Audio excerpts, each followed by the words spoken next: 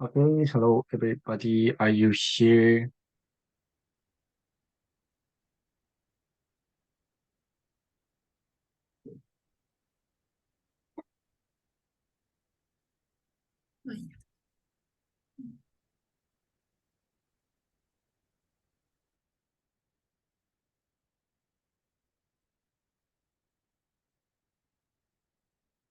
You can have snack and have alcohols. I know you are the Friday night now.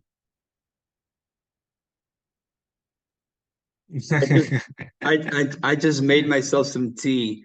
It's not precisely. Oh, I actually bought this during the last year's trip. oh, really? Ah, the you got in Asakusa. Yeah, I went shopping there. What's the name of the street? It's like this street in which you have It's like every. Kappabashi. Sorry, Kappabashi. Kappawash. Yeah, that one. Yeah. That was crazy. Yeah, I got so many things. I got this one as well, but this one actually I got it from. It's beautiful. It's nice. Wow. Because I went to Kyushu Island, and there I was. Geez, I can't remember the name. Well, but it's like this village that's sort of like the mecca for pottery and ceramics, and I Oh, got so many things. Yeah, I got so many things. Like after the trip, I went there. Yeah, I can't yeah. remember I the saw name. your suitcase is almost bumming. Yeah, I just, geez, I can't believe I can't remember the name, but it's driving me Okay. crazy. Mm-hmm. Yeah. Before you Maybe. start, Sungmin, if I can just say something. Oh, I went to Saga. That's it. Yeah, I couldn't remember the name. Ah, Saga. Yeah, yeah. Saga Prefecture. Yeah. And Arita is the village. Arita. Arita. Yeah. Oh, Arita. It's I never heard. it's famous for what is it like? It's kind of like parades or like something like that. Yes. Aritayaki. Yeah. Yeah, like ceramics and everything. I got Yeah, ceramics. so Yeah. many things. Yes. This one. Yeah, the one I was showing before. I got this one in Arita. Oh, okay. Yes, I've I've never it's seen very someone nice. so. Okay. Oh, yes, I have a lot of things here. I Um, know. Well, I've never seen like someone so excited for Saga because Saga is famous for like nothing. So kind of in Japan. yeah, it's really for nothing. But it was beautiful. It was definitely worth it. Okay. Going once. Nice. Uh-huh. Um, it's very nice, to talk to you again. Yeah.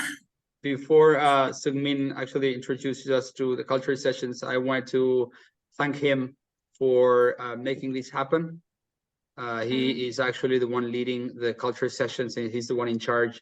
And we really hope that you enjoy this. It's just we know that due to the dates and times in which the online sessions are carried out, it's Friday evening for most of us. It's Saturday morning for some of you. It's not Yeah. the best of times, but Mhm. we appreciate it, and at least we wanted to offer you a place or a space to kind of get to know each other a little bit better. Of course, we understand that. Yes, Ana Mariana, it's okay. You are not obliged to have your camera on. You can just sit down, just stand up. You can leave. You can drink water, wine, whatever. Sungmin allows you to drink. You can eat. You can do whatever you want. But I just wanted to just take like 1 minute to thank Sungmin for really leading the this initiative. Thank you, Sungmin. Oh, thank you, Thomas. Yeah, yeah, maybe some of 5, 4, 6 is not here now, but we can start now. Okay. For the first, Katoshino will talk about the employee's life in Japan. Okay. Let me share the screen first. Wait. Okay.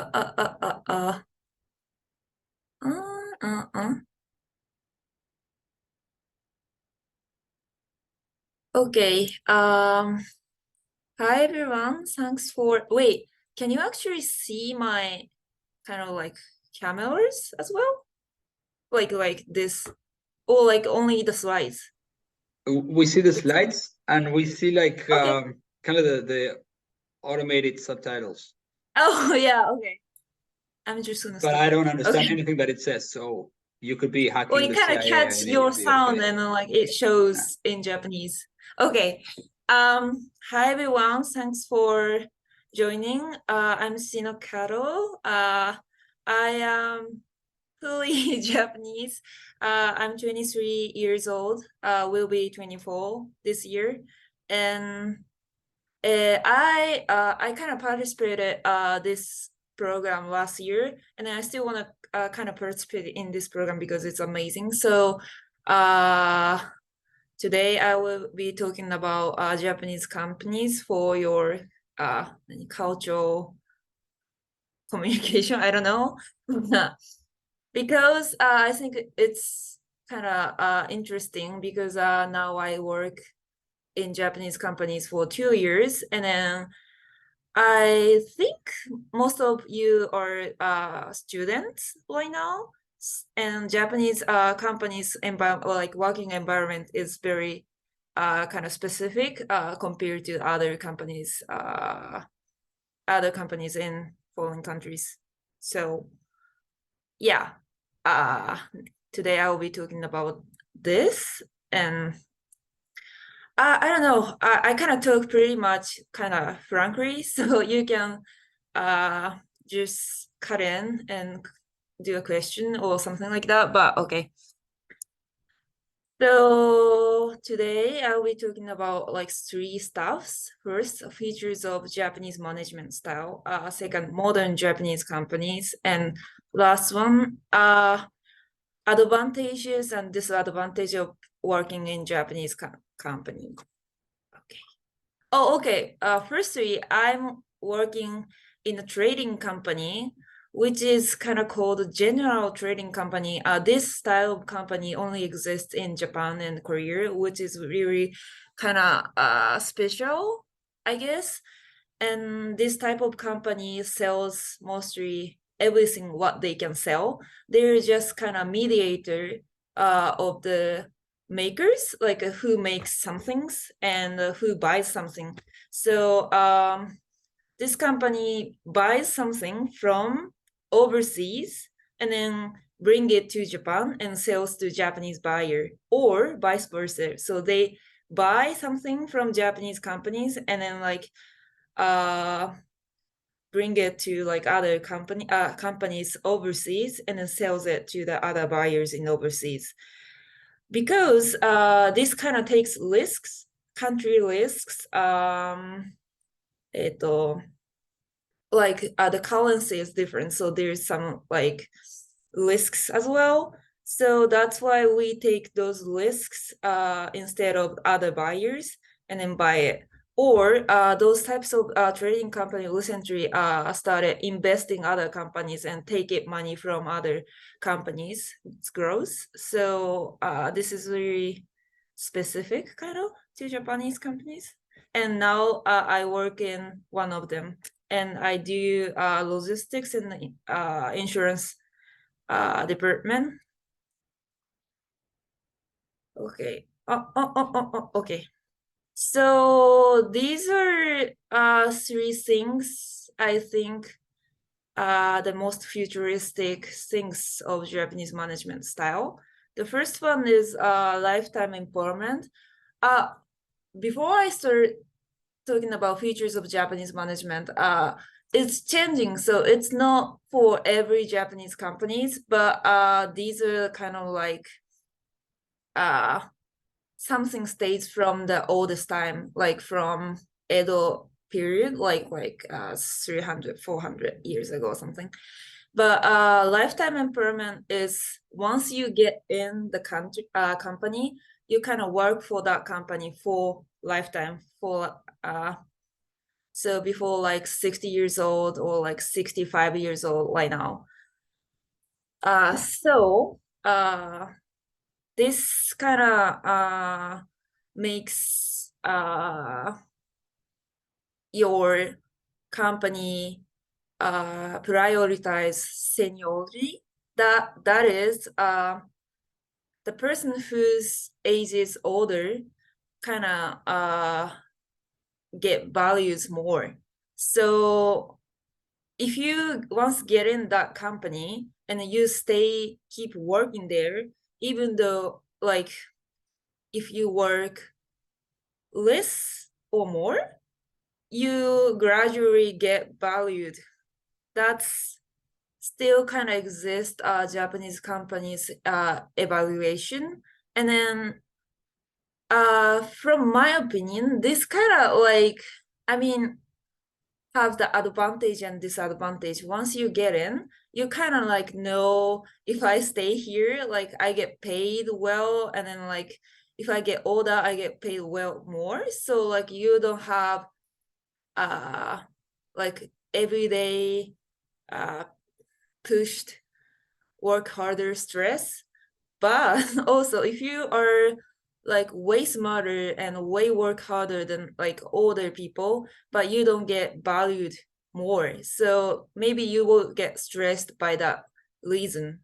So this has pros and cons. And the last one is zaibatsu. Zaibatsu means like from Meiji era, that was like, wait, how many years before? Like 100? No. Like 50 to 100 years ago, Japanese society has let's say a few strong, rich organization, and then Japanese biggest companies still kind of relates to this rich organizations, and then business kind of exists from the relation to these rich organizations. So you can't really do a big business if you are not related to those people. Okay. So second, I'm going to talk about modern Japanese companies, because the things I talked in the last slide was the kind of stigma of the Japanese companies. So, and then Japanese companies now are changing right now, but there's a difference between kind of like changing companies and like stay still companies. So I want to talk about that. So in terms of working environment, like offices, some companies still have like these types of offices, like they have their desk and they come to their desk in the uniforms, and they work in the office all the time, like they don't have working from home style. On the other hand, we have like changing environment companies like this, like they don't have their desk, they can sit everywhere, they can work anytime, and they don't have to wear uniforms. They wear like these types of style, or like even more casual. So it's kind of really your choice to which company you work, if you work in Japanese company. But yeah, these are facts. Okay, reality. Oh, my company is kind of like middle, like they want to like refresh, like they want to kind of renew their image, because it's kind of big company and old company, so they want to renew the image, so like we can wear kind of whatever we want, but still, and we can sit wherever we want, but still there's like kind of this stigma, you have to kind of pay attention to where your boss sits and like stay close to your boss or something like that. So it's kind of difficult for big Japanese company to renew their image and like working kind of like the way of thinking. So here's what I think advantages and disadvantages of working in Japanese companies. The first one, lifetime risk coverage by company. This is this here I'm talking about if you work in like big old Japanese companies still. If you work in big old Japanese companies, there's a lifetime risk coverage by company. This is, for example, like you get insurance by company, you get housings covered by company, you get like childcare by company. So like there's a lot of like lifetime risk coverage by company. So that's kind of good things. But yeah. So this is kind of like advantages, but so that you know if you get a lot of like risk hedge by your company, you can't really get out of your company. Like you can't really change the job. It's hard, I guess. So that could be disadvantages too. And the second one, family-like environment. When I say like family-like environment, it's like if you get it gonna be the member of the company, you are like kind of like the family of the member. So you share working time and private time with your working members as well. For example, this house right now, like I get by the company. This is the apartment, and my coworkers live in other rooms of the apartment. So you can kind of do, hey, you want to grab the beer right now, and then you can just go out with your coworkers. This is very good, but also you always have to think about your work in your private time. So that can be advantage and disadvantage. And also the company holds a lot of events throughout the year. So this is a picture of me climbing the mountain with my coworkers. This is really fun. This is really good for your health, but also you also have to think about your work during your work climb the mountain. So yeah, if you like it or not. And the last one is I talked about in the other slide, but seniority, not the meritocracy. So you are not valued by your work, but your age or like your commitment to your company by working age. So it kind of depends on if you like it or not. But yeah, this is how I think of Japanese companies, and that's it. Thank you. ちょっと長く話しすぎました。はい。Thank you, Shino. And do you have any question for her?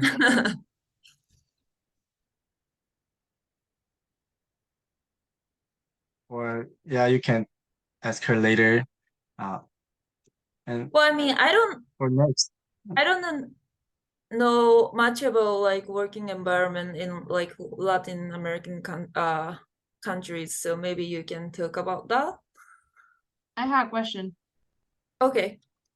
And I have actually two questions. Like, for example, Okay. the first one would be the first one would be like the job offers are there actually like I don't know how to say, like a wide employment rate, or like the job offers are like a wide in Japan, or do actually students find it hard to get a job after they graduate?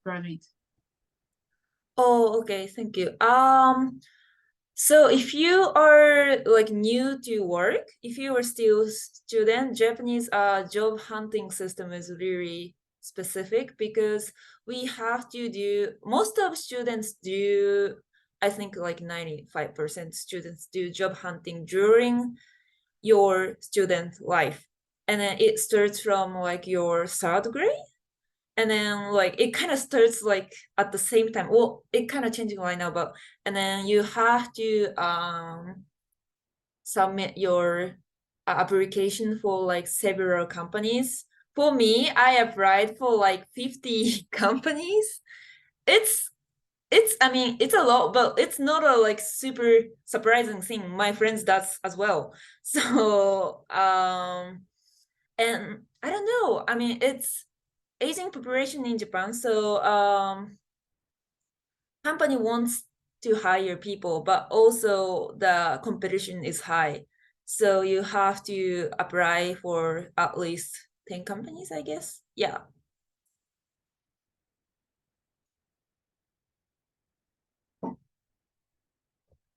And the interviews are the different, for example, here in Latin America, I only did one interview, but the interviews that I did, it was like a personal interview with the person. Are there group interviews or a personal interview? There's depends on the company, but it starts from submitting your application. Then once you are in, like I mean, like once your application is accepted, you have your personal interview, or some companies have like group discussion or something like that. And most of the time you kind of have like several interviews, like 3 or 4 interviews. And then the last one, maybe third one or fourth one, you get if you're accepted, you get in.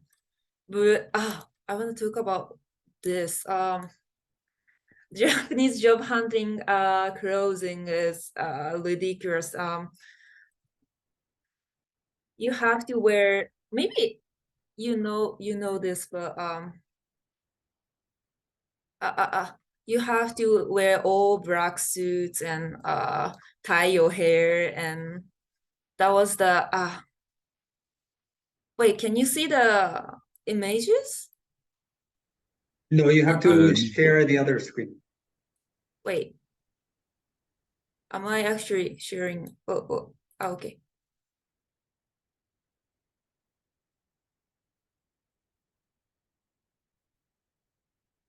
Can you see it? Yep. Okay. You you kind of wear like this, and yeah, tie your hair and do like my name is Shinokaru, I'm from Meiji University. My strength is blah blah blah, and that's the craziest thing in your life. For me though, but yeah. Okay. Yeah, I also have experienced Japanese Yeah. job hunting, but it's super suspicious. And even I talk about my experience to international student, nobody can understand.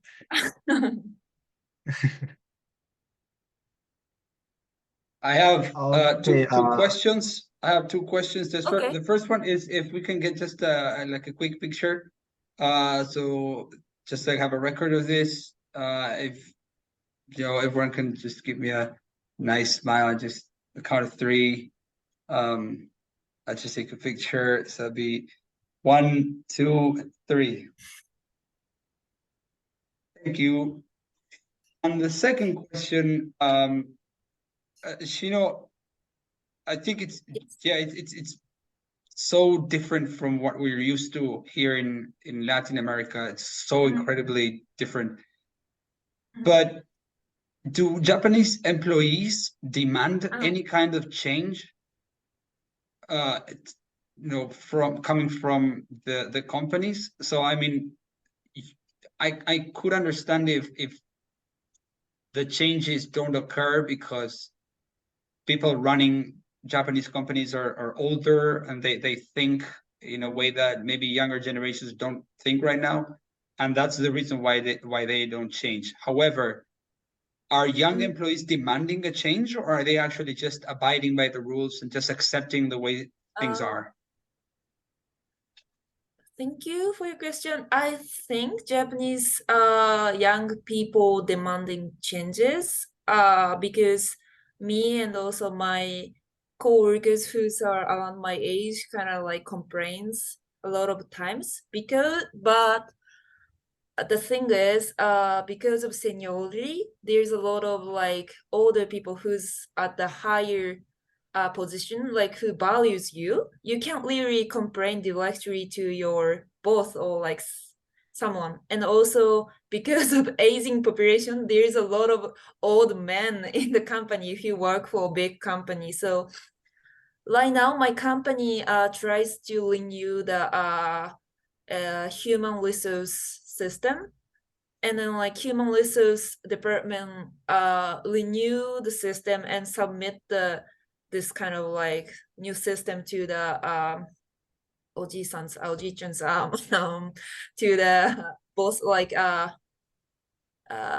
employers, kind of like the someone who's at the top of the company, but they changed the entire system kind of according to my coworker who works for human resource department. So if you work for a big old company, I guess it really hard to change, like renew the entire system. But you know, like young people also know you get the benefits from the company because the company has the money and like a lot of like connection from old age. So if you are like, if you can't stand that kind of old stigma, maybe you kind of change the company and go to the company which is like new, but you can't really get this like risk hedge, you know, big connection, I guess. So now a lot of like young people kind of see the balance and you choose it. Thank you. I wanted to ask, actually, how is it like,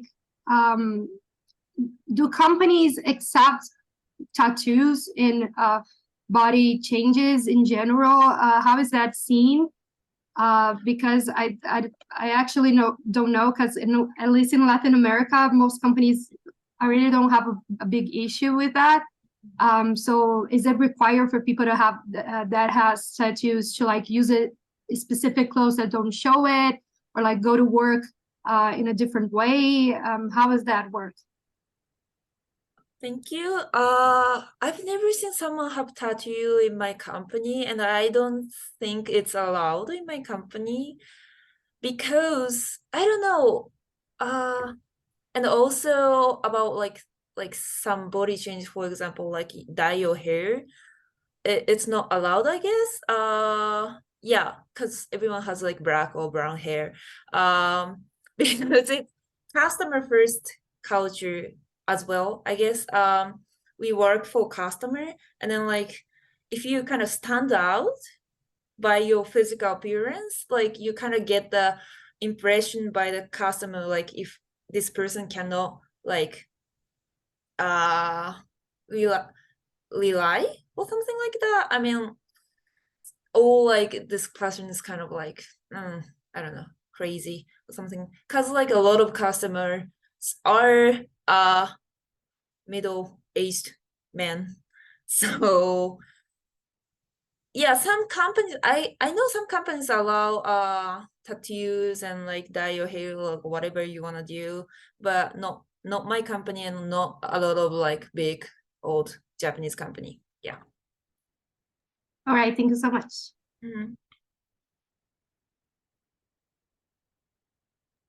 Okay, thank you. We are enjoying the time question through Kato, but because of the time, I want to move to the other presentation. Next is Nao Murata. She will talk about Japanese archery. Thank you. And I'm now, and today I'm going to talk about judo. I will share my screen, so just a moment, please.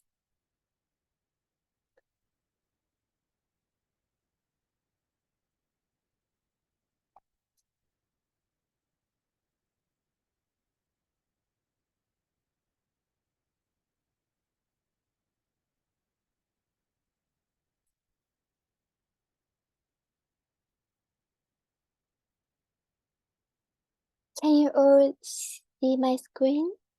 Right? Yes. Thank Okay, you. thank you.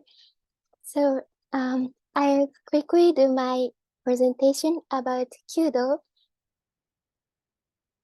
This is the outline of this presentation. And have you all ever heard of Kyudo? It's Japanese archery, and literally the way of the ball is the meaning of Kyudo. And it's the one of the Japanese martial arts follow on from Kyujutsu, but it is similar with Western archery. Actually, I was a member of the Kyudo club when I was a high school student. So let's watch Kyudo just a little bit.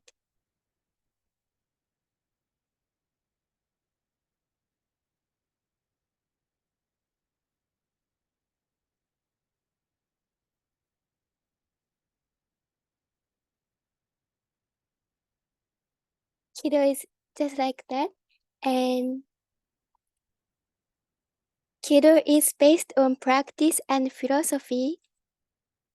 We use long bow known as yumi. The basic length of yumi is about 87 inches, and the basic size of target is 14 inches.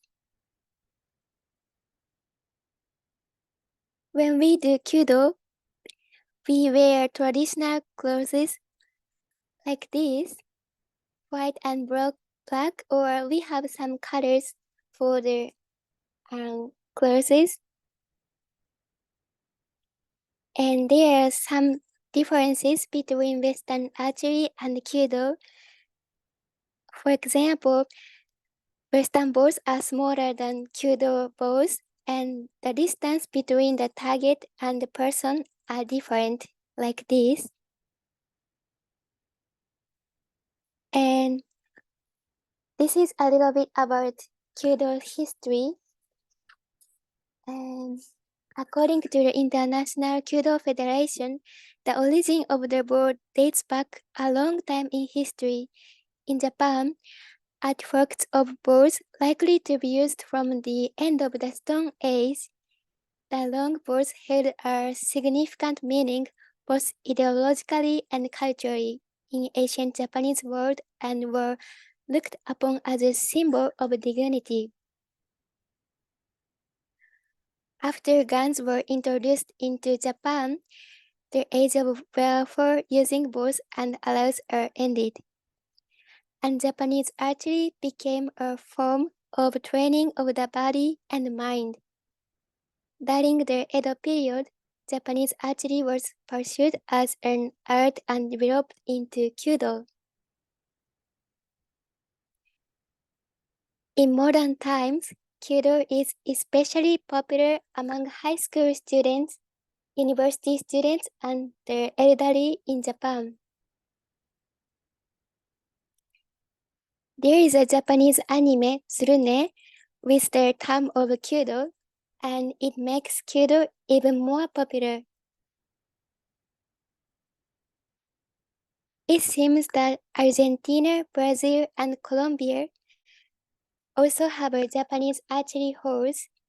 So if you are interested, please go there and try Kyudo. Of course, in Japan, there are many Kyudo halls where you can try Japanese archery. Lastly, I'd like to introduce one famous Kyudo event. It is a Toshiya held in Kyoto. This is so beautiful, right? Hope you all get a chance to see it. Sorry for my quick presentation, but thank you and muchas gracias. Muito obrigada.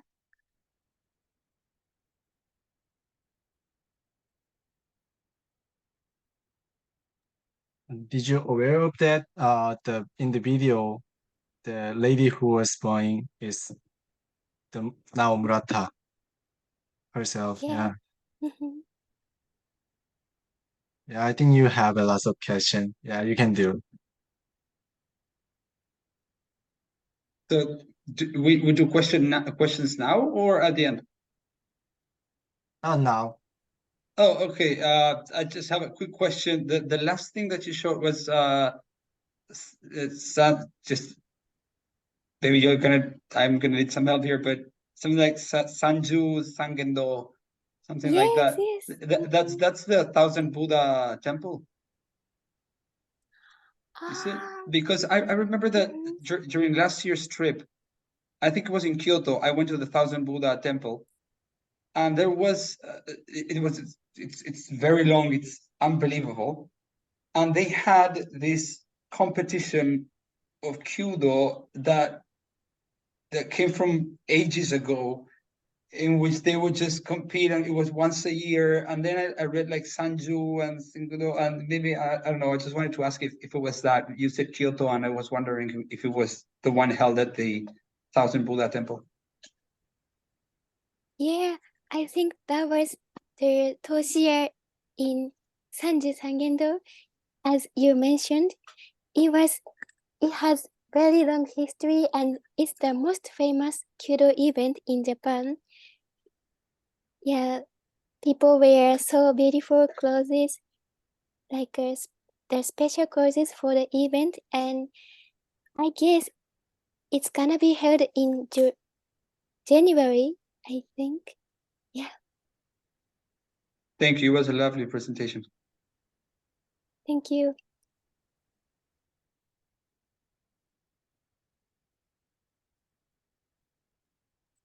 Anybody else that question about Kyudo or archery and the martial arts? Like, Michelle, please. Yeah. Thank you. I actually have two questions. It is okay. The first one is if you want to tell us like what drew your attention to practice this sport. Oh, about practice? Okay. Yeah. When I was in high school, we practice almost every day to improve our skills.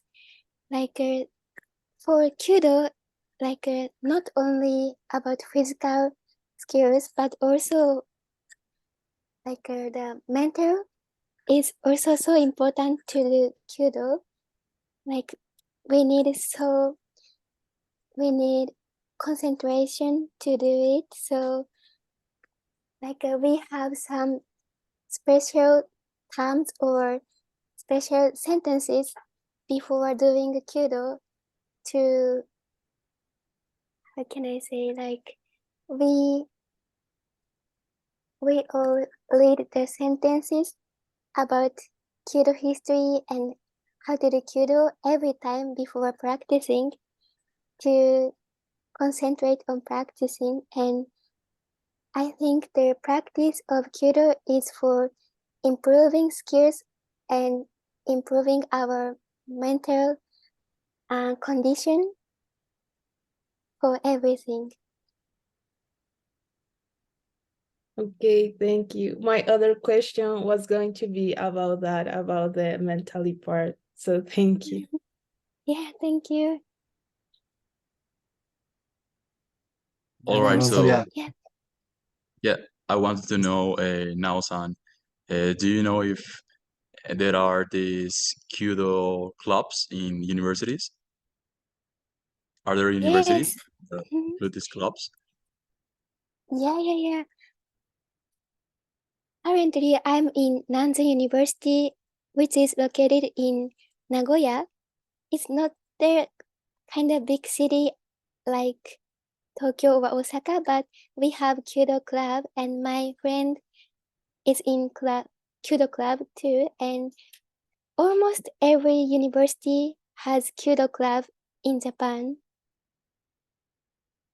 Oh, okay. And do you stay after classes to practice?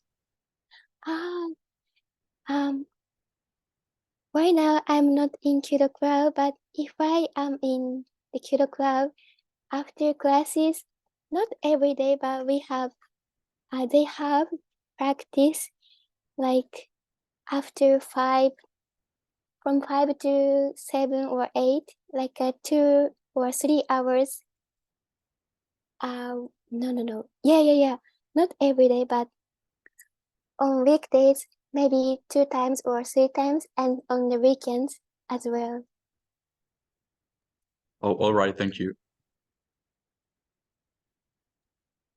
I actually have a comment because I was researching, and it turns out that here in Argentina we have the Argentinian Association of Kyudo. So it's kind of like a big thing, and they're actually quite active. And right now I'm in their Facebook page because eight days ago they posted something, and it says, well, it's in Spanish, but it says, beautiful morning sharing practice with Toshiaki Yuto, Ryo Tanigawa, and Yuma Matsushita, members of the training squadron of the Maritime Forces of Self-Defense of Japan. So they actually, like Japanese soldiers, they visited the association and they have practice and looking at the pictures, and they attend international seminars and everything. So, it's quite an active community here. So, I'm getting a little bit tempted to try it out. That's amazing. I just hope you guys will have some opportunities to try it. Yeah.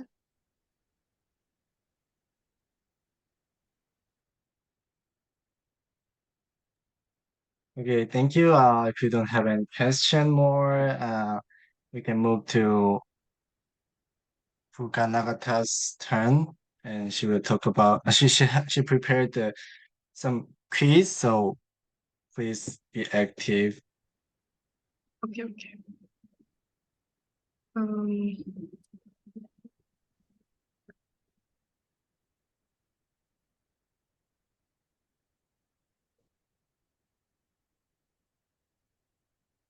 Can you see the screen? Yes. Yes. Okay, thank you so much. Hi everyone, my name is Fuka, Soy Fuka, and I'm gonna talk about Japanese philosophy today. So this December, you guys are coming to Japan, and I would like to ask you guys what you're excited about, and also what would you like guys to wanna see about Japan? Like, can I ask some of you? In my case, I want to see Kyoto, and I want to try the food. Okay, so this presentation is for you. How about Michelle? Yes, I'm also really excited about the food, to be honest. Okay, yeah. And okay, anyone want to share your thoughts? Yeah. Well, as we are traveling in winter, I would like to visit like a traditional Japanese, what is this called? Valley? Yeah. Mhm. Okay, Like, yeah, December, yeah. Okay, thank you, I'm Kasia. I'm sorry, I just like to share two things that most of you are well, yeah, talking about food.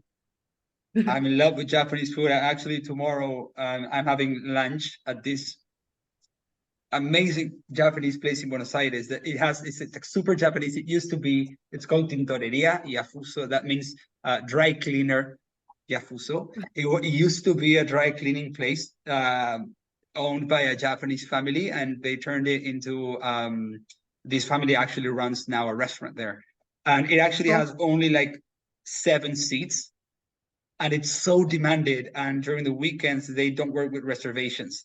So you just have to go, and we're going to go like 20 minutes before it opens. I'm going with a friend, and it's like only the menu is fixed, but only according to the availability of the ingredients. So it's like a huge culinary experience. I just wanted to share that, and I wanted to say that for that time of the year, the thing that I enjoy the most in Japan is the onsen.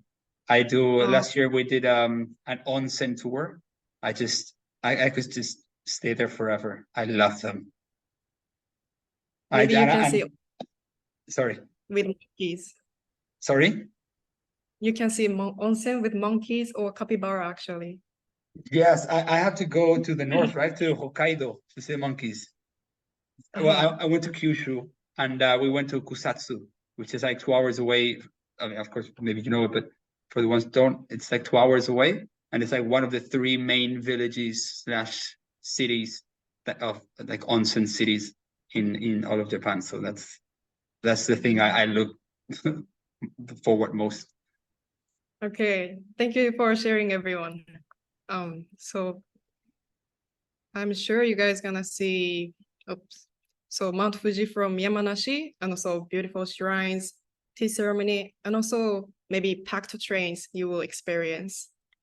Well, I would also like to share, it's gonna be interesting to compare cultures. Maybe this is one of the example, like cultural dimension theories, and then you can focus on different cultures. And what you will see in Japan is only top of the behaviors and practices that you can see.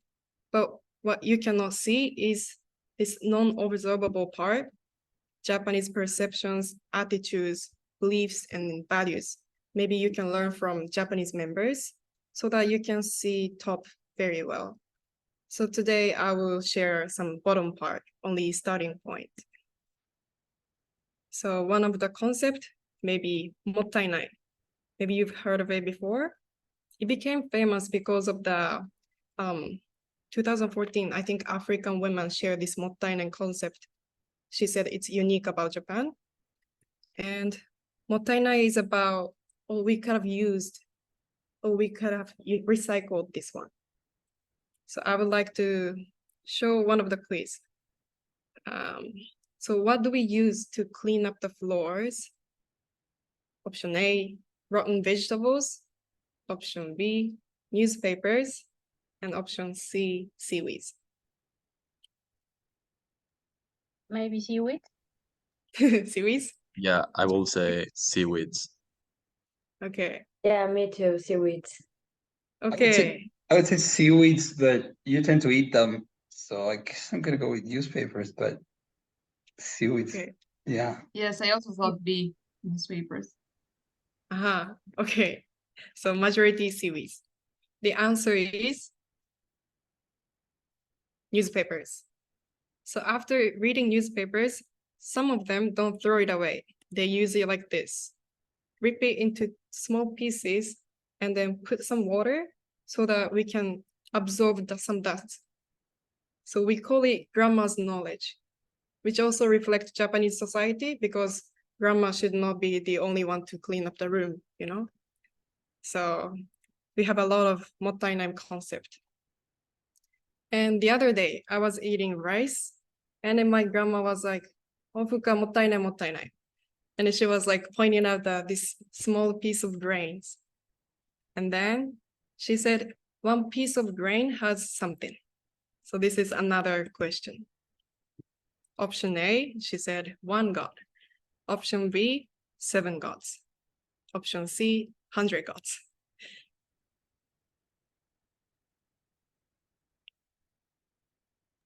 See? C. 7 gods? I will go with 7 gods. Okay. I will gamble with 100. 100. Okay. The I rice will is say gonna- 1. Okay. The answer is 7 gods. So this is kind of related to Shintoism. So when you visit Japan, you will see shrines and temples, but these are different things. People usually mix them up. So shrines, and temples, which one is related to Shintoism? Just Shrines. Shrines. Shrines. You're right. Okay. This time everyone is right. So shrines represent Shintoism.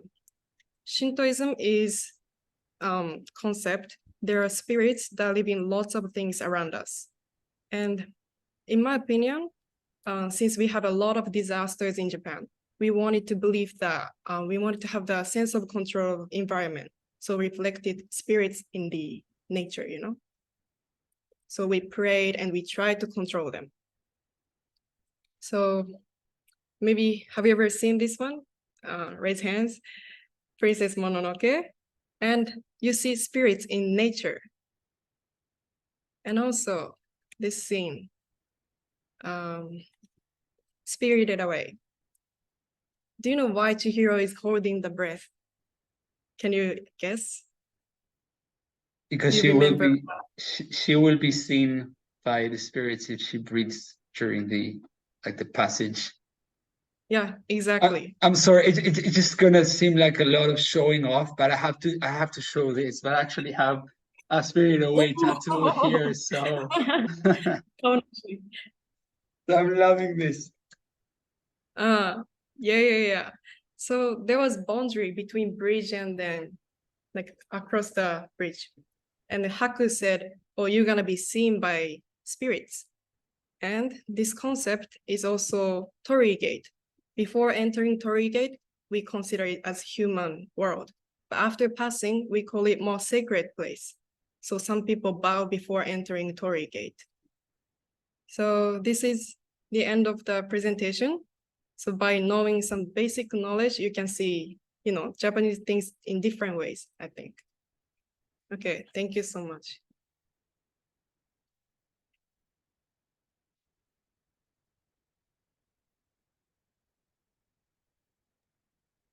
Yeah, it's so interesting for me too. So yeah, definitely you have lots of question to her. Please. Yes, I do.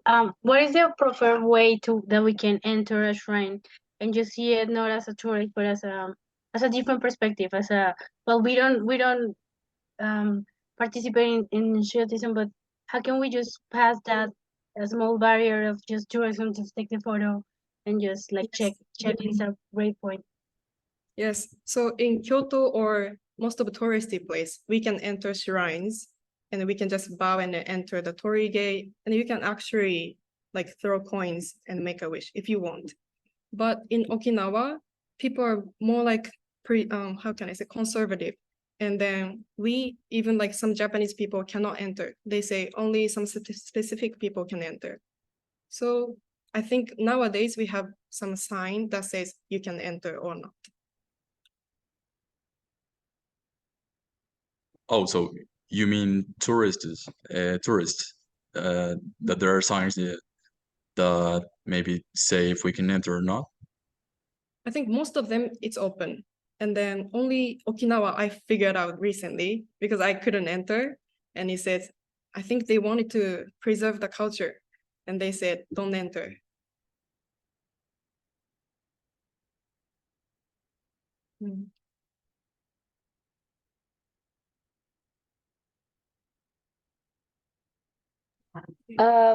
It's actually not a question, but it's like a comment. Here in Brazil, we actually have a lot of histories related to Amazon, but I don't think it's similar, but like maybe a little bit. We have folklore, where there's a lot of gods and like spirits that we believe that lives there, and like Saci Pererê or Cuca or Mula Sem Cabeça, and we always have listened like histories about it. I personally, I believe actually, because I don't know, but it's actually very cool to see. I actually didn't know that about Japan, and seeing that like Brazil and Japan has like some similar stuffs about culture and anything, it's very cool. Interesting. I didn't know about Brazilian part too. Oh, I have another question. Fuka, what do you like the most to do in Japan during winter? During winter, I like, do you know kotatsu? The table that has futon, the table that has mattress. And then family gather up in one table, and that table has heater below the table. Do you know it? Yeah, I know. Yeah, so in winter I like to gather up with my families and then have meals there. Oh, all right. And another question: is it true that actually Christmas is more of a romantic date? Yeah, Yeah, I think I was talking with my friends too. So it's about not like family things. It's more like romantic things. So if you go to, we actually have like imitate German Christmas market in Yokohama, nearby Tokyo. And then you see a lot of couples, not families. So maybe your dad and mom are waiting at home and then you're just hanging out. That's the thing. Yeah, that's very different from Latin America or America. How do you guys celebrate Christmas? Oh, Usually with well, in family. Colombia, oh, sorry. Oh yeah, in Colombia we just celebrate with family, and after like a big meal that everybody shares and their gifts, everybody just parties until the early hours of the day. But it's usually familiar. Okay. Yes. And it's actually the 24th, the day that we celebrate it. Like for us, it's like to having the dinner and the party the 24th. And at midnight, we open the gifts. Oh, okay. I think Japanese people don't care about Christmas Eve and Christmas. We actually celebrate both. Like, yeah. We don't actually like celebrate though. Like we Yeah. just kind of like accept the what how you say it? Like Christmas or like Valentine's are like kind of marketalized by Japanese companies. So it's kind of like events, you know, not a like religious thing. True.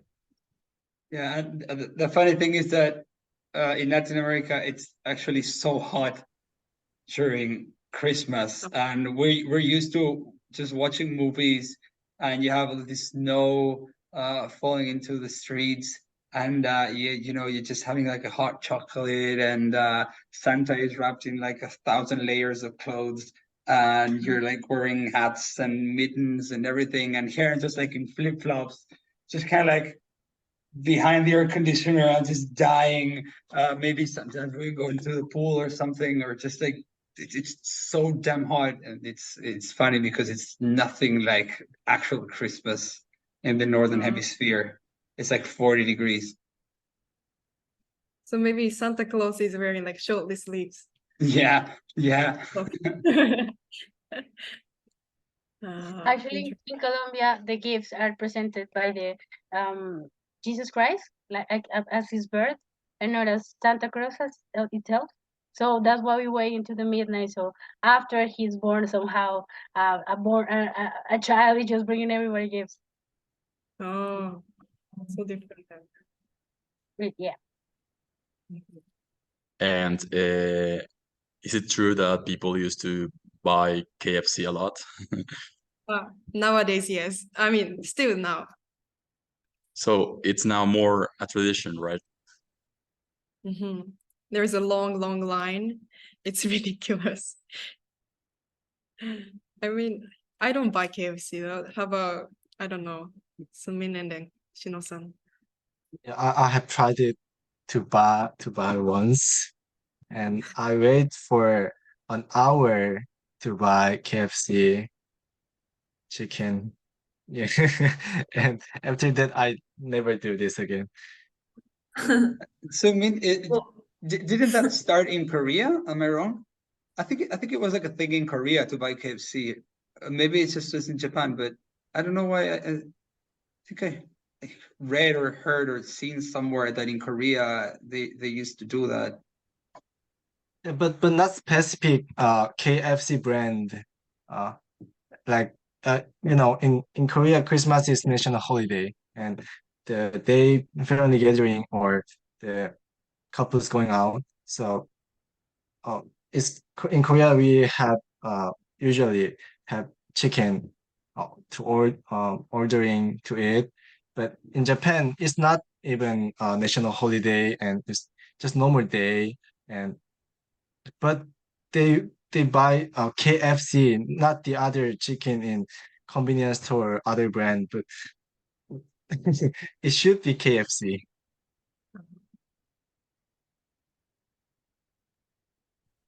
Yeah, Japanese are not flexible sometimes. yeah, they're like always following the trends, basic Yeah. rich people. Yeah. I have a foodie question. Which kind of food or delicacy do you consider we must try? Like we cannot leave Japan without trying. I think most of them are already maybe in South America. So something not popular is maybe motsunabe. I've never seen foreign people eating motsunabe. I don't know what it is. Motsunabe is if you guys eat meat, hot pot that has intestine, and it's originally from Kyushu, which is southern part. If you have heard of Fukuoka, it's from Fukuoka. You like it? It's the meat of organs. You don't like Do it? you eat organs? Well, I mean, well, I'm fine, but I Yeah. guess like in Spanish it would be something like mondongo, como el intestino de como un guiso de She's like, como un guiso de mondongo, algo medio raro. something you should try. I don't know. Or maybe mean- a sweet that you would recommend? Sweets.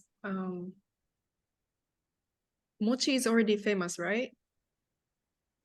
Okay. So hard. What is famous in Japan? I don't know. いや、ビアードパパのシュークリーム。There's a specific cream puff. And then I you don't can know. Is it like Grover? Still like I don't know. いちご大福とかシュークリーム。 maybe jiggly pancake. 何ジグリ what's The こう三段のシフォンケーキみたい。like this? Yes, yes, yes. Jiggly pancake. Oh. I think most of the pancakes in different countries is flat, but like Japan have like super fluffy.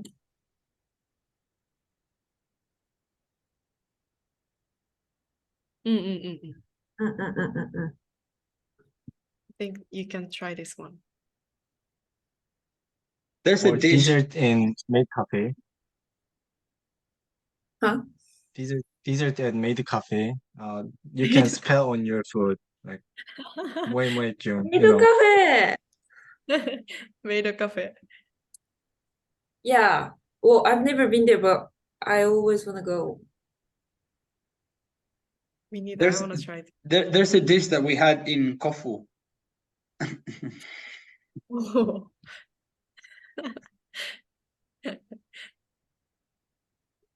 That's a Kofu? it's in Kofu, which is the city that we're gonna go in Yamanashi. Mm. We went to a Hoto restaurant, which is like this great stew with a lot of vegetables inside, and it's like super wintry and like autumny, just hot, beautiful, delicious stew of vegetables and meat. And you have to go there. I can show you the place because it's like in the main street. And we went last year with I went there with two of the Gorham interns, and it was amazing. And you know, you just take off your shoes and you're like eating while sitting down, you know, like on the floor, and it's a great experience. And it was delicious. It was huge. Yeah, Hoto is the signature food and traditional food in Yamanashi Prefecture, so you have to go there. Monica? I have two questions. Usually when we go to a different country, we bring something from here. I don't know what would be great to have to give you coffee or candy. I don't know. I mean, you drink a lot of tea, but I don't know how coffee, especially from Colombia, would be a good gift. I mean, souvenirs. Mate tea. Mate cha? Mate Matcha? tea. Mate tea. Isn't it famous? Mate? Yeah. Oh, Argentine. Argentine tea. Yeah. Yeah, something unique. And also, I remember what is called Dulce de Raches or something. The sweet. that has like caramel flavor. I heard it's also famous. Dulce de leche. Yeah, that one. Okay. Alfajor. Alfajor. Uh-huh. Yeah. That one is also we can't have one in Japan. Okay. And the next question, because we're having a little time to visit, do you recommend to go to Universal Studio, the Studio Ghibli? Well, I mean, what would be like the best? What would you recommend to go if we have to choose? Because I don't think we can go to both. Right. I think Studio Ghibli, you have to book the ticket, but even us cannot get one. There's a only specific date we can get, and then we can't get one. So maybe it's hard to get it. Yeah, it's 1 month before you have to book. And Universal Studio, it's in Osaka, but it's not something Japanese, I would say. So a bit different is Disneyland is different from other countries because they do Japanese service. For example, the staff write Mickey Mouse by using the water on the ground. Like something you can see a bit of Japanese-ness in Disneyland. Yeah.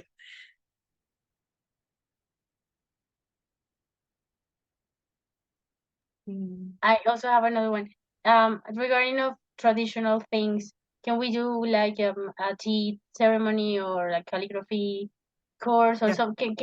What would you recommend would be like the most unique and most traditional Japanese experience that we have not been able to get because we're really far away? I think choreography you guys can try at home, right? But tea ceremony is something we only have the tea house, and also the women, they teach you like one by one. And yeah, tea ceremony is something unique. Other things.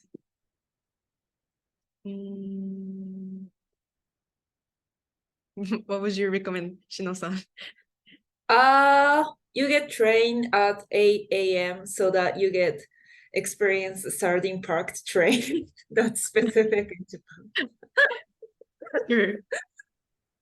And also, yeah, as you said, Fuka-san, tea ceremony would be nice because not only like you get dry tea, but also like you get kind of experience the loop, like, in the environment. And as ちょっと名前忘れちゃったけど、the Kyudo, the person who presented Kyudo, like it kind of like shows Japanese mentality. So like you can also experience, Japanese mentality, like, the weather basics of, not the basic, but like hidden, like Japanese mentality. But also, yeah, I highly recommend you experience starting parked train. Yeah. Yeah. Are you guys I still have one. wearing face masks? Because last year we had to use them everywhere, and I don't know if by this year I'm just crossing my fingers that I won't have to pack another face mask ever again in Japan. No Maybe more only face masks. No. Sorry. Maybe only sake group, because if you go enter a factory. Okay. Okay, but for like casual walking down the street, that 2 a.m. you're not using any more face masks. Okay. Okay.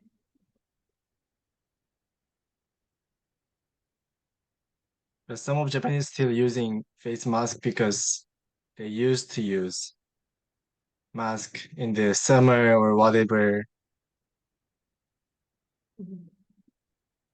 How can I someone heard- use a face mask on Oh. summer? It's just crazy. Like for no reason. Mm-hmm. You're just But the melting Japanese do away. that. And, yeah. You kind of hide your emotion and you kind of feel safe, I guess. Those types of people. Yeah. But Japanese people never show their emotions anyways. So even But- less publicly.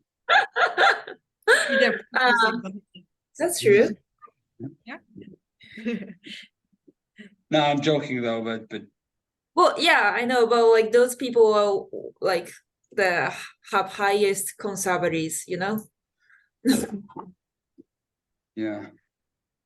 Yeah. Even I struggle with reading feeling of my Japanese friends, what they're thinking.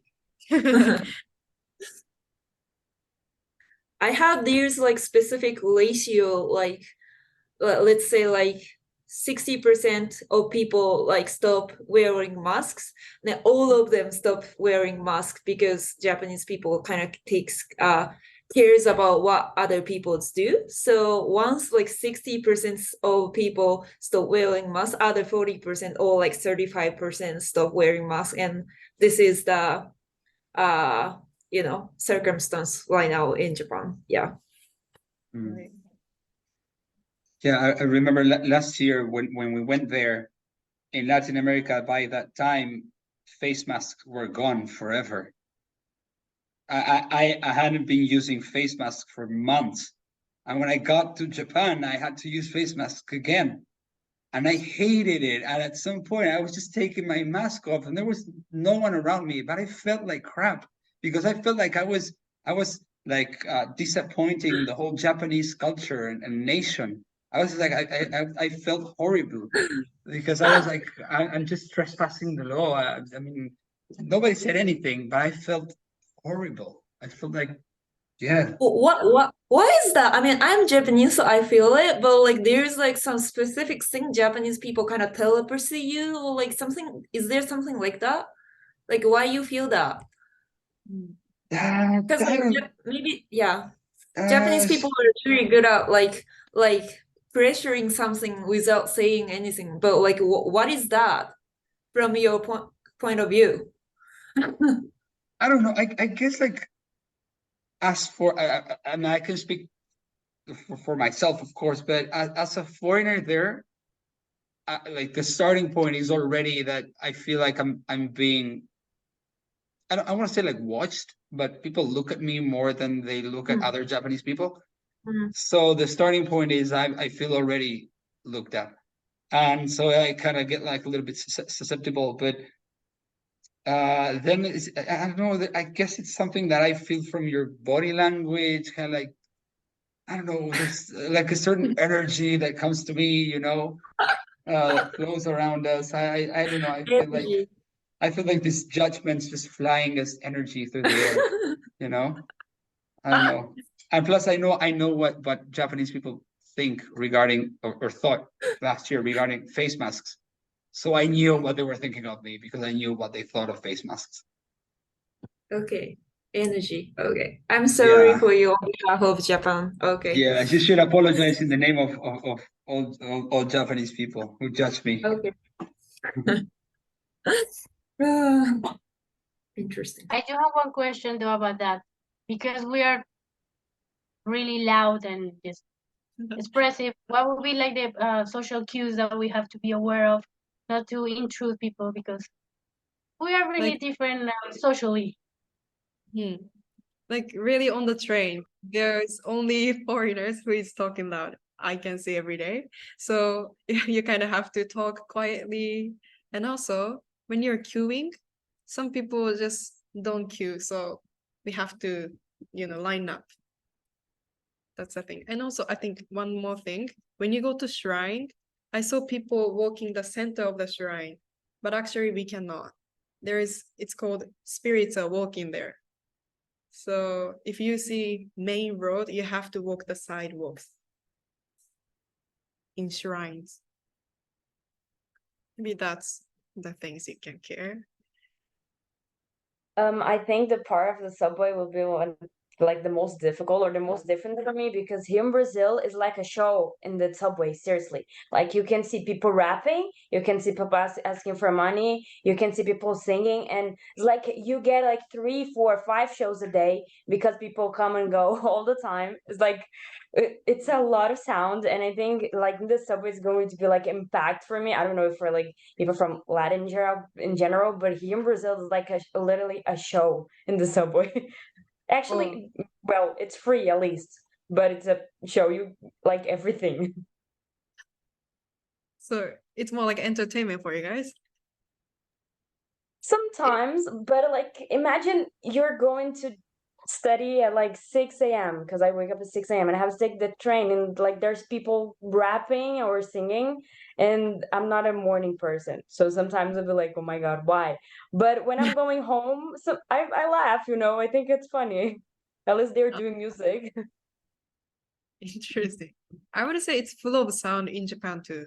It's like they're always announcing, because even 1 minute late, people announce it, because we Japanese people kind of get easily mad at the behind like late schedules. So they announce, oh, it's gonna be 1 minute late, it's gonna be 3 minutes late. People get mad. In Yeah. Brazil is always late. Yeah, we are just used to it. Like, and for us culturally, if you are like 5 minutes, 15 minutes late is not like you're not late, you're on time, you know. So I think the time is going to be a little bit more difficult, like for me. And I think if I imagine Brazilian people going to Japan all the time or living there, the time and like this point would be very difficult for us to adapt, because Brazilian people most of the time are always late. I like I say for me, I'm late almost all the time. But you know, like we have a party at 8 p.m. Everyone arrived at 10. Like I swear, it's Brazilian people, they don't know time. It's just like do whatever you want. Also, that's Latin American. Latin Americans are always late, and everybody hates on us for it. And because of that, we have such bad traffic that we're used to getting 30 minutes late, and it's fine. At least you show up.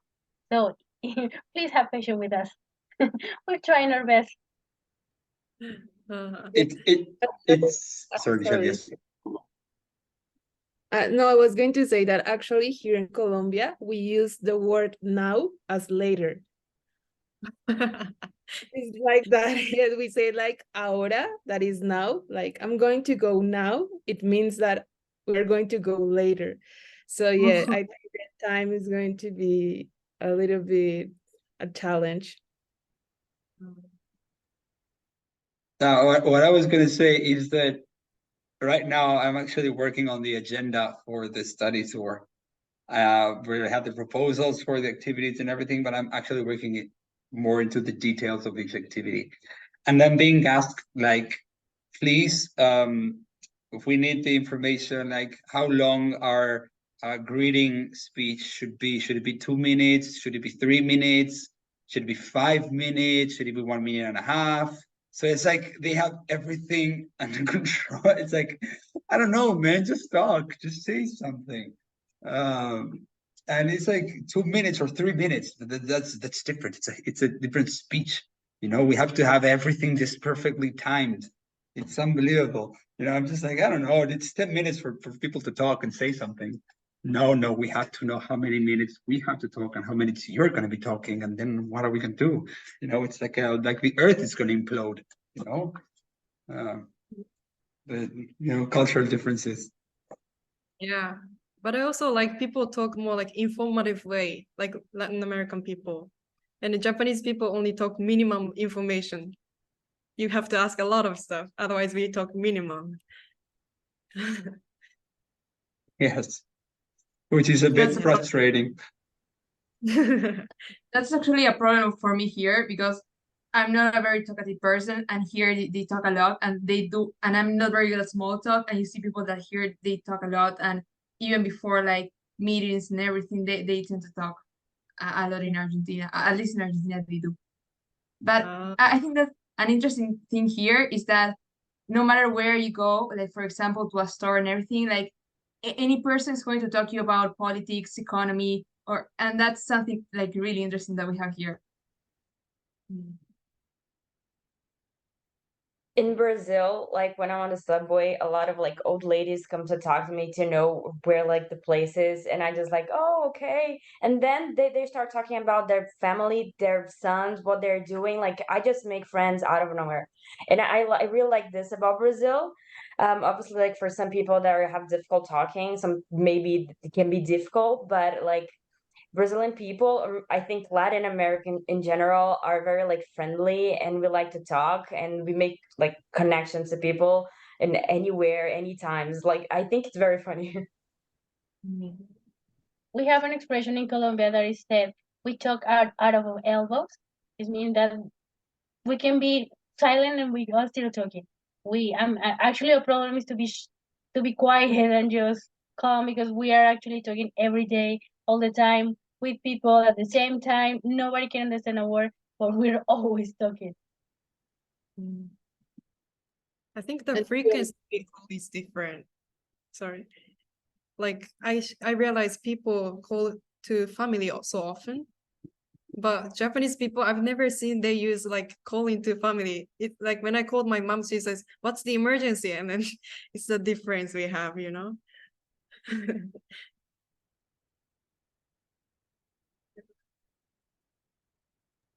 Have you ever been like felt sick of having a lot of conversation? Because like for me, sometimes like I'm surrounded by a lot of people. I have my like alone time. So and then like Japanese people are super good at like guessing because they only like get provided like minimum information. So they kind of like guess like, oh, like she needs like her lonely time, and like they kind of like leave. But like, is that happening in Latin America? Like, I'm gonna say, in my perspective, Brazil, like there's a lot of people that talks a lot, and sometimes I'm just not in the mood, and then I get like I close my face, be like mad, and people say that I'm not educated enough. So I think this is a problem of Brazilian people, or maybe Latin, I don't know. But if you're not happy all the time, you're not well educated, and people will talk bad things at you. And I think Brazilian people do not, like you said, Japanese people, they do understand, like, you're not in the mood to talk or anything like that. I think my family or people that I know, when I'm not in the mood to talk, they don't care. They're just going to talk to me. And if I don't respond politely or with a happy face, I'm not well educated, you know? And I think that's a big problem about Brazilian people, because I have to be happy all the time. And sometimes I'm just not, you know? I see. Interesting. I mean, we don't have to be happy every time. Maybe we have to be happy like 10% of our life. So it's kind of less stressful in a way. Yeah. You can just put a face mask on and Yeah, that's true. Yeah, exactly. Because like we even have like ramen place or like yakiniku place you can go alone, and you kind of have this kind of like separated room, and then like you can eat yakiniku is kind of like barbecues and like do it. Like there is a specific restaurant for it. So yeah, maybe you can go those types of places. Yeah. Even That's there is actually really go ahead. That's actually really interesting, because if you see someone having lunch by themselves, something is wrong. I mean, we are really social individuals, so it's really rare to see someone eating by themselves, or just being by themselves. It's really weird. It would be like he doesn't have any friends, and he has a bad energy. But it's exactly the contrary. You cannot find like places that you can go to eat by yourself. It doesn't seem right here. Somehow just read wrong. I think there is only one person karaoke in Japan. Maybe that's so sad. so sad. It's not sad. It's so sad. That's like the lowest point. If you go by yourself to a karaoke, you hit the ground. Yeah. It's not sad. Like the person enjoy like yourself like at the max point. Well, I don't do that, but like, or even you can practice before you go to karaoke with the people. Yeah, I do that. Like Shino-san was talking about crazy job hunting, and I was so stressed about it. I go to one person karaoke. That's the cycle. Okay, I think I'm gonna leave now because I am terribly ashamed of what I said. I said that I thought it was sad, and now you're telling me that you do it, and I feel like I want to kill myself. No, it's just cultural difference. No. Actually, I'm just gonna explain myself. I think now I want to explain myself. I went karaoke. When I was at university, I went to so I spent an exchange semester in Hong Kong. And my first trip, I went with some of my newly made friends. We went to Seoul in Korea.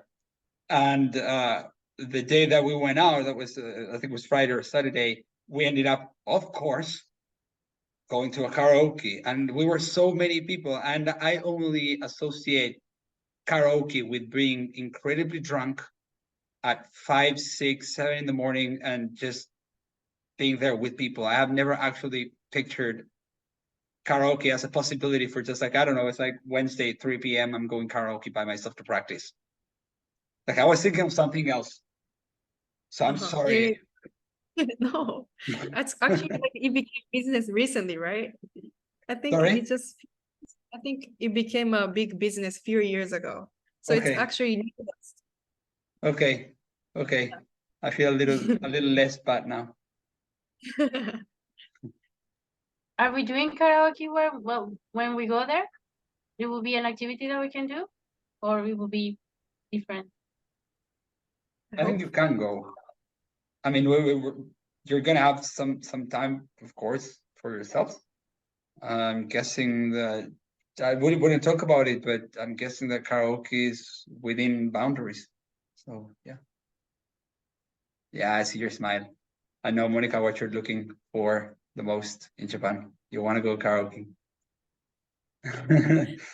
That's the whole reason why you applied to the SEED program. You want to go karaoke. Yeah. Basically, just that and the tea and the wine, just that. The wine, Then how you old are say- you?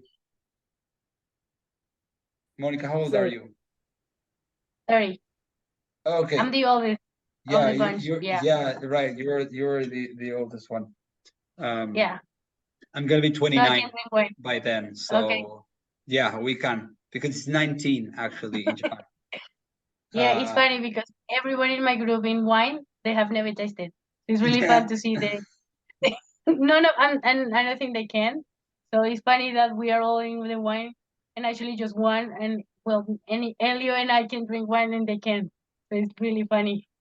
Well, actually, when I was arranging the members of each team, I had to consider who was going to be 19 by the time they got to Japan, because you have to be 19 in order to drink wine, and so I wanted to just be really careful with that. But then at some point, it was just so complicated because of other things that we had to take into account as well. And I think that someone within the wine group might be like 18 once we're in Japan, but whatever, just drink if you want. The same, of I'll course, drink with for sake. all of them.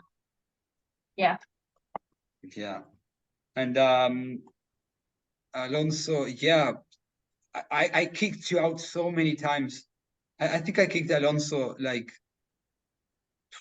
3 times out of the meeting, because it was like this weird Chinese/Japanese name. I didn't know who it was. I thought it was like someone from Japan, member of a participant at SEED program. I was texting So Ming, like, do you know who this guy is? I have no idea. Well, I'm gonna kick him out. Wait, I'm gonna ask his name. Did he answer it? No, I'm kicking him out. I almost reported you to Zoom. I was like, no, I'm not gonna report that. But and then you appeared again. I was like, this guy's insistent. I'm gonna kick him out again.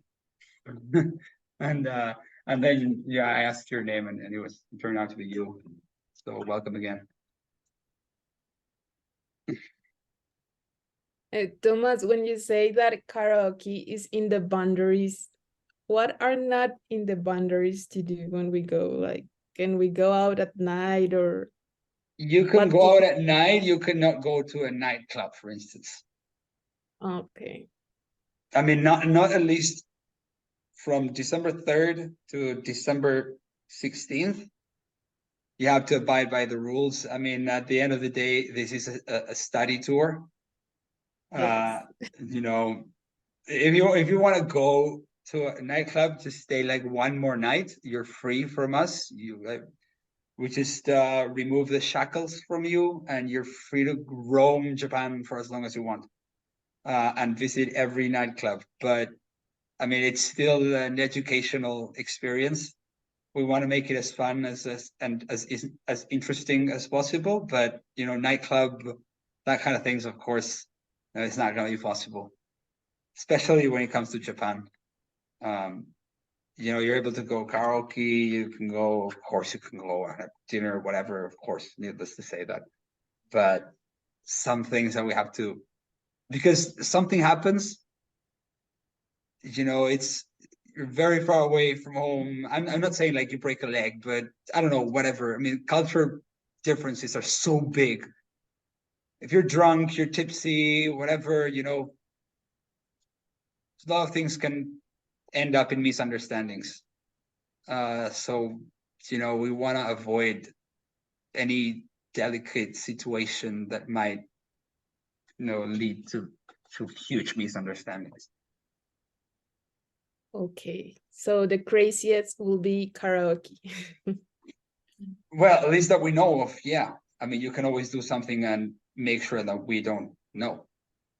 I'm not encouraging you to. You would Is have that to. I'm not encouraging you to do that, but you know, it's up to you. It's No, because I I thought that karaoke was like a kind of a nightclub in Japan. It's a bit different, I think. Karaoke is, you know, closed. If you rent a one room and then you just go with friends, but like nightclub is open to everyone, you know. Yeah, it's so different, I think. Okay. Yeah, I think that last year they actually went to the karaoke, and you know, you can stay up. I'm not gonna say that you go back to the hotel at 6 in the morning, but I think like 1, 2 in the morning, I think it was the latest that some students got back to the hotel one day. But nightclub is like como un boliche, no sé cómo le dicen. I'm sorry, I'm turning into Spanish for 1 second. Nosotros en Argentina decimos boliche. No, discoteca. Es como una discoteca, claro. Discoteca no. Sí. Esas dos semanas, discoteca no, pero karaoke sí. Sí. Sorry, we were saying the same, but in Spanish.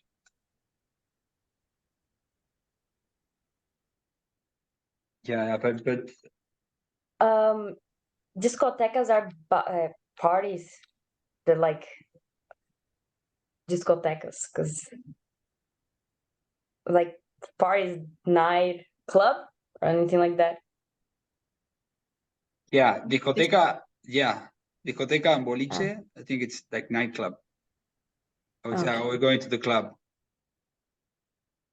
Or like rumba. Ir a rumbear. I don't know. Yeah. Rumbia. Sí, like ir a rumbear means going to a nightclub. Ir pra baladinha. Tá. Rumbia. It's different. Because like I learned Spanish, but I never heard like discoteca. Because discoteca here is like a completely different thing. It's like, you know, that old parties from 19 is discoteca, that thing. Not like baladas. We call baladas here like rolezinho. It's not the same. So I was like, oh, it's different. See, ir a rumbear, that would be like going dancing. So it's like a slang way of saying, sí, vamos a bailar, or I don't know, like, yeah, vamos a movernos un rato. Sí. Yeah, it's like a slang for going dancing. Sí. Vamos a una jodita. Decimos acá también. Vamos a una jodita. But that like jodita is more like techno, and there are like heavier things going on. You know, it's maybe don't belong in an educational environment. But you know, yeah, it's like going dancing. Ir a rumbear. I'm gonna use that. Yeah. Like, yes, it means like in that environment of a little bit of alcohol, but also music, that is like ir a rumbear, because go dancing is different. Okay. For me, I think, is that I'm also from Cali, and I think that Cali is really different from Bogota, the capital of Colombia. So Monica and Alonso can correct me, but in Cali, like, go a rumbear, like ir a rumbear. Oh, here in Brazilian Portuguese, we call it rolezinho, role. Like, we call it passado dos limites, beber até cair. It's like drink until you fall. We call it like that. But I never heard of like this term before. That's why I'm asking, because like, it's confusing. And Sigmin, who do you think would win in a drinking competition? A Japanese or a Korean? Japanese. A drink competition Japanese? No, I don't know. or just Fuka? What? Which competition? A drinking competition. Drinking competition. Because I know the Koreans, they drink a lot of alcohol. Yeah, true. I guess But Fuka supposed to be drink a lot. So why I'm in the textile group. I mean Korean people drink more like strong liquor, no? Like soju. But I can tell it in front of the South Americans. So like, I tried cachaça and Aquatilla. I forgot the name, the Colombian alcohol, but it was super strong. Mm. What's the name? Is it ¿cómo no era? Aguardiente. Aguardiente? Yes, it means hot water. I don't know. I don't like it personally, but it's like the most common one, and each region has its own aguardiente. And for me, of course, the one of my region is the best. I don't like the other ones are too strong. So yes, I don't like it. Just the name is like a huge turn off for me. Like we say aguardiente, I don't know, like we clean the sewers with aguardiente. And for us it's like I don't know, it's like too strong. It's like drinking alcohol from the drugstore, or from like the pharmacy. You just buy alcohol, the ones you like used to, I don't know, clean like a wound. It's like aguardiente is basically almost like drinking that. It's like so strong. Yes, it is. I didn't know that the Colombians brought aguardiente like as a souvenir. Yeah. Okay. Yeah, if not, ask them Sungmin. I think he remembers or not. Maybe he doesn't remember. I think do you remember the Colombians they brought last year? They Yeah, took Aguadilla. Yeah. Yeah, Aguadilla, yeah. From Airfield, the Medellin, and also Bogota. So I tried both. It was like we even didn't go to dance nightclub, but we dance every night in the hotel or wherever, maybe outside in winter. But so yeah, we always had the alcohol from the sake from the producer and wine from the producer, or the each country's alcohols. And yeah, we're dancing and prepare the presentation. And yeah, so yeah, I promise we will have the super fun times this year too. Yeah. What was the best memory from last year, the program? Best memories. If it is the best, I didn't remember. Because you were drunk.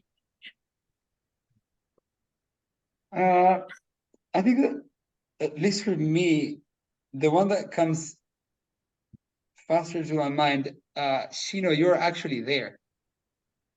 Do you remember we went to a restaurant like kind of like izakaya place. Yeah, I think it was an izakaya place, and they just Yeah. kept bringing trays and trays and trays of hot Oh, sake. because I ordered. Because I ordered Yes. that Japanese manner. Yes, I know, but actually you were sitting right in front of me. And there was what was his name? It was the food culture producer. Goro-san, yeah. Yes, sorry, what was his name? Goro sensei. No, No? the food culture producer. It was this The big guy, guy. mm, One of the producers. He was the one from food culture, and so he's not with us this year. Okay. But I think he was with a friend, and there were a lot of Colombians, and there were some Argentinians, and I think there were a few Brazilians as well. So we were like 15, almost 20 people there, dividing in two tables, and they brought so many sake, and students were drinking, we were drinking, and it was just that was some very fun times. That was Because very fun. I was told by my boss or like co-workers, it's kind of Japanese manner to like not let them show the bottom of the grass. So like you have to order the next one before like they show the grass and I kind of do it. So like you always like kept getting the beer or something like to drink. Yeah. Yeah, that was crazy. Yeah. Yeah, and the food, they were always bringing more and more food. Just Yeah. crazy. That was really fun. Yeah, that was fun. That was really fun. That's a very you, nice. you guys have to go to izakaya. That's the best place to see the reality of Japanese people. Like they only show their like real emotion when they drink, and like they seem so happy when they go to izakaya. So that's the like real emotions of Japanese people. And then if you take the train next morning 8 a.m. you see completely different like people, but they're actually the same people. So that's really interesting. If you type Instagram search engine, Shinjuku meltdown or Shibuya meltdown, you're gonna see a lot of pictures. Of course, I'm doing that right now. Yeah, meltdown.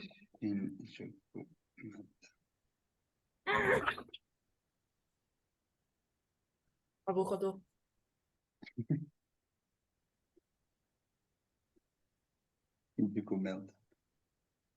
Okay, so Fuka, if they're giving you a lot of alcohol to drink, you know that they're trying to get into your deeper emotions.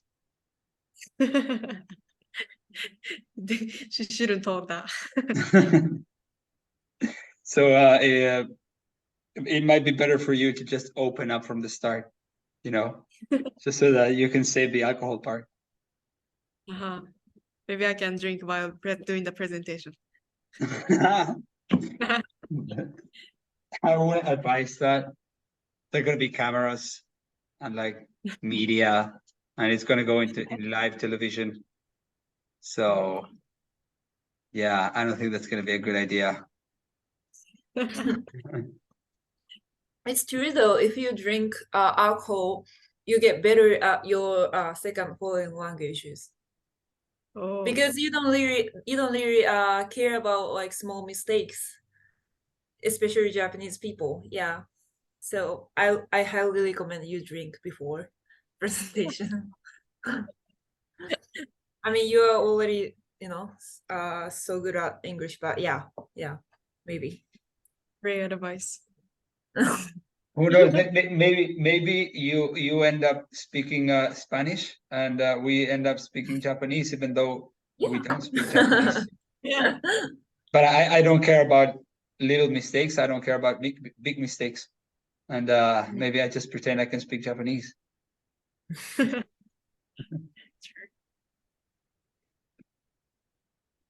Anyways, it's already past midnight. I do have to leave. Actually, this lasted much more than I thought it would last. I was having a really good time. Actually, it was very nice to have this space and just get to know some of you a little bit better. kind of in a more relaxed environment. Just sharing and getting to know each other. I think it was great that Fuka, also now Shino, of course, but Fuka and now as participants and the students of the SEED program, they from Japan.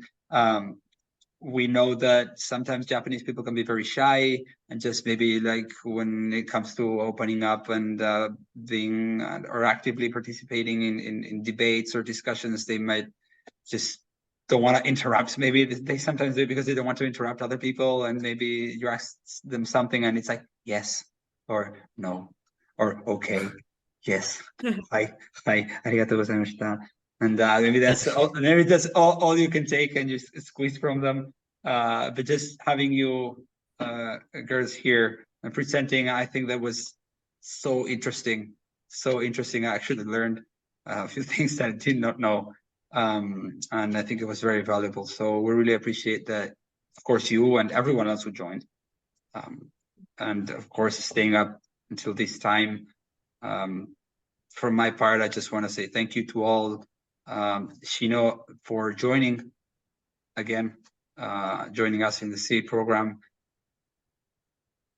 Thank you, Alonso. Thank you very much. And just extend my gratitude to Seungmin as well for being the one who pushed for this space and this time to even exist. So the closing words are all yours. Yeah, thank you. Thank you for our special guest, Kato, and the presenter, Fuka, and everybody. Thank you for participating, even though you are really late time. So I hope you to meet you the next culture session again. Hopefully, I want to have the Colombian session for next time, like same schedule after the main session. So I really hope I already get some WhatsApp, but I didn't check it yet. So I'm gonna email or text you and hope you to be a presenter. Thank you. Thank you so much. Okay, dismiss. Thank you very much. You're free. Bye. Thank you. See you next time. Bye. Thank you. Bye.